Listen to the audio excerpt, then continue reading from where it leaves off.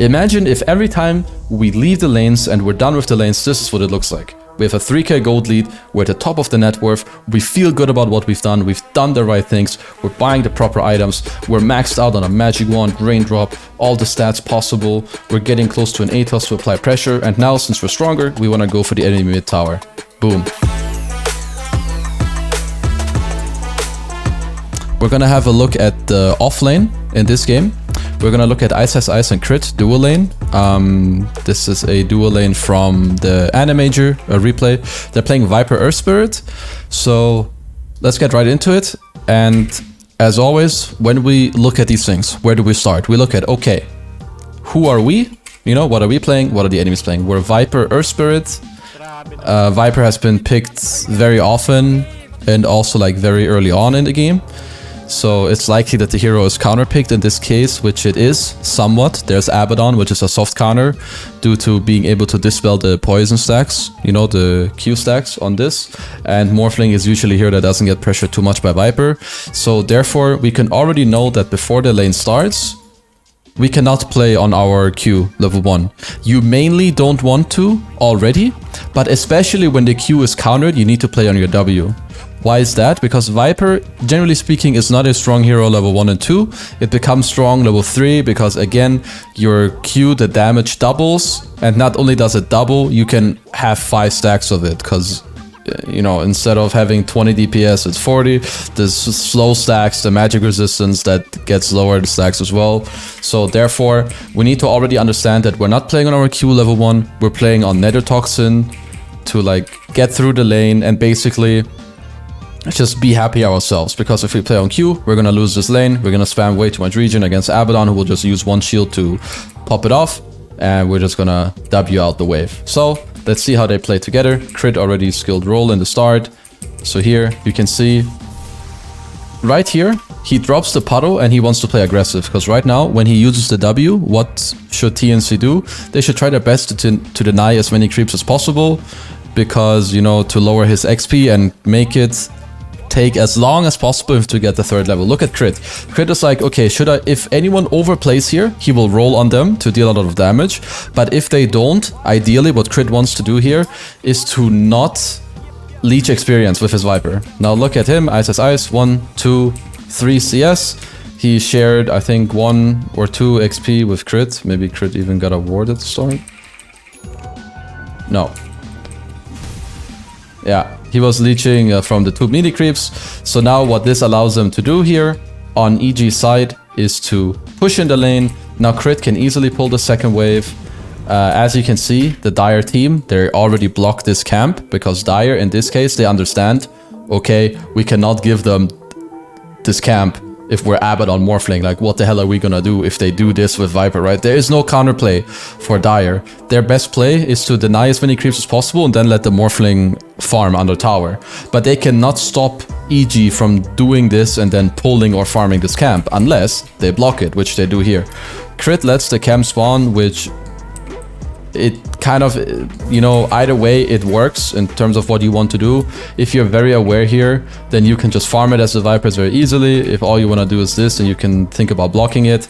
Either way, the lane pushes into the Morphling. Ice tries to pressure him, but the main idea right now for him is to simply get as much as he can. So Crit pulls the lane around, gets some damage on the Abaddon. Ice comes around, but look at the next wave. Gabby did not pull these creeps into here, which means the wave is coming right now. So why is this pull so good that Crit does? It's because you're able to gain lane equilibrium. You can kind of force it, right? Because you pull a wave here, most likely the enemy carry will like deny it or pull it here. And eventually, if you do it right, which they are here, all someone has to do is to hold the next wave here if it comes, and now you have lane control. Also, it makes it easy for the offlaner or whoever to farm here by himself. You know, like Crit, he's gonna get level 2 from this creep. Boom. Now Ice, he has the wave here. He can farm it. He can feel good about it. And Crit doesn't necessarily have to protect him, which is another bonus from the pull, because you have the lane in such a good position. So here, Gabby gets to pull these creeps. It's fine, he delays a bit. Both teams are pretty happy with what's going on right now. Look, since the lane is here, it allows Crit to go to the rune, maybe help Abed here a little bit. Abed, I think, missed on going to the orb, Because here, they could have done a lot of damage to this Lina and potentially even killed him.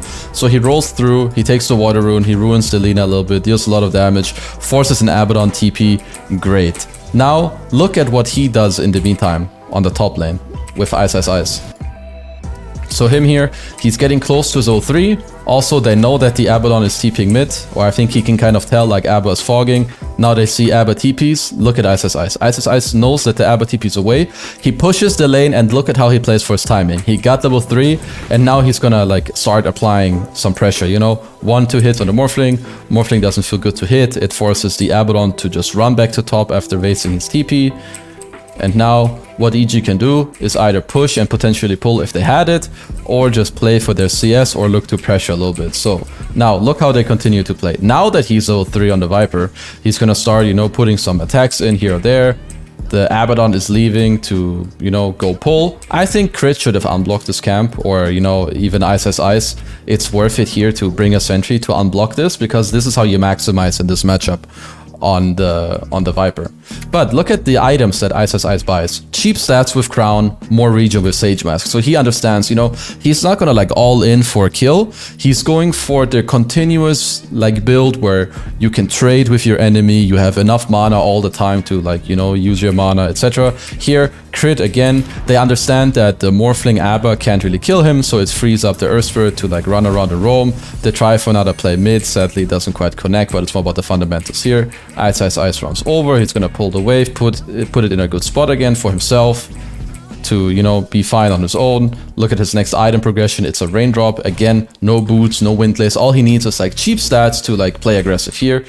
I think they know that, look, they know that the Abaddon is mid. Now that the Abaddon is middle and there's no shield potential for the Morphling, look how aggressive we can now suddenly play with the Viper, you know. So something that we need to take away here is that pros and even all of us, if we understand how strong we are and when, we can just adapt our playstyle. We need to play fairly passive level 1 and 2, but once we get level 3 on a lot of these heroes, we can start to play aggressive. So it's like you can flip a switch, you know? Like here, he gets level 3, he can play aggro, and now, especially when the Abaddon is missing, then he can do this. Like, look, this doesn't force a kill on the Morphling, but it forces him away from 1-2 creeps. Even for this creep, he didn't gain any XP. Like, this is not just a denied creep. This is a creep that was taken out of the game. Now, Abaddon still isn't top. Look at Crit, he comes around. The only way they kill him is with the Abba not being there, or if the Abba's out of position. Crit gets level 3 in Fog, level Silence. Ice Ice Ice is gonna like start to poke him, 1 hit. They're waiting to see if there's an opportunity, there isn't. Crit keeps fogging, now he shows. They're gonna go here, he just keeps farming. It's a pretty bad single pull, so we'll push into him again. And now they can, you know, they can try to push it again. Now look here. If we think about the item build that we went for here on the Viper, this is the only reason why we can do this play. Look how he just plays in his W and like mans up quite a lot. Now the Morphling has to run away. He starts putting like his stuff on the Abaddon.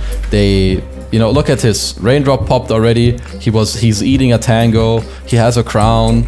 Look at this. He has 100 HP left, 60 HP. Without a Raindrop, he's dead. Now he salves up. Raindrop pops. It lets the salve. It allows the salve to run. Crit comes to top, and now look, they're applying so much pressure in the lane where they are kind of like outmatched. And now Morphling gets caught by surprise via Silence. He's on 200 HP. Crit rolls from Fog, Silence, hit, kick, and it's a kill. And now look at this. They're gonna push in the lane right now as well. He's just gonna get everything he can on the Viper here. Maybe you can apply some tower pressure, maybe get some of these creeps killed before the morph comes. And now he is freed up again on the Viper. All of his creeps die in the tower. He can contest this camp. Now, eventually, he does unblock this camp, which I think is a little bit late, as in, you know, they could have done this earlier, but it's still good. What does this allow you to do even like later? You know, in the start, you want to do it to maybe abuse it from your enemies and deny some creeps, get more. But at this point, what you want to do is like push the lane, kill the camp. Push the lane, kill the camp. And now let's look at the small follow-up of this, okay? His net worth is very high, 2.7k. They bring the Nature's Prophet to top to try and push. But look how nicely they're playing. They're not like doing some stupid dive, you know? They're like hitting a bit to the left, hitting a bit to the right, a little bit of dancing, you know, here and there, using spells here, popping this here. And again, remember, Magic Wand now even, Raindrop is being popped, Salve is here. Look, he has a new Salve to be full HP. Again, Like he's always aware of what might happen next and what he wants to do. And now look what happens after they kill this tier 1 tower top. He's just gonna chill here. He's gonna push in the lane a bit. He's buying like even more items. He's going for the Atos, which is great. And now look at minute 9. 3k gold lead. Now, if you're this Viper, you don't want to go here, right? Like right now, if you just let this wave go, it will meet this wave like here or here, which makes you susceptible to dying. But look what he does. He pulls a single camp onto these 3 melee creeps, and now look what this means for the next wave. Not only does this mean that the Rubik only gets 1 creep here instead of 4, it also means that these creeps run way more into the lane. He's even trying to pull the hard camp. He messed up a little bit, but either way, you know, it already succeeded. It denied 2 creeps from Rubik, and it put the lane in this position here instead of here. So this allows him to use the W here, clear these creeps while being in a way safer position. Now he can stack and pull it up to the left at like 53, 56. Look, stack, pull. What does this mean again? This Rubik is sad. He's waiting for creeps. There are none coming because joke's on you, I pulled. He gets to kill a stack in a nicer position. And now he's also more protected killing these creeps because he would do it from here. But anyway, now they want to go mid tower, 10-minute siege creep, 3k gold lead. And this game is from this point onwards pretty easy to play, right? Imagine if every time we leave the lanes and we're done with the lanes, this is what it looks like. We have a 3k gold lead, we're at the top of the net worth, we feel good about what we've done the right things, we're buying the proper items, we're maxed out on a magic wand, raindrop, all the stats possible, we're getting close to an Atos to apply pressure, and now since we're stronger, we want to go for the enemy mid tower. Boom. In the meantime, Nature's Prophet can take the top lane, everyone is in the right area, and now we can go for the mid tower with like a TP from Arteezy.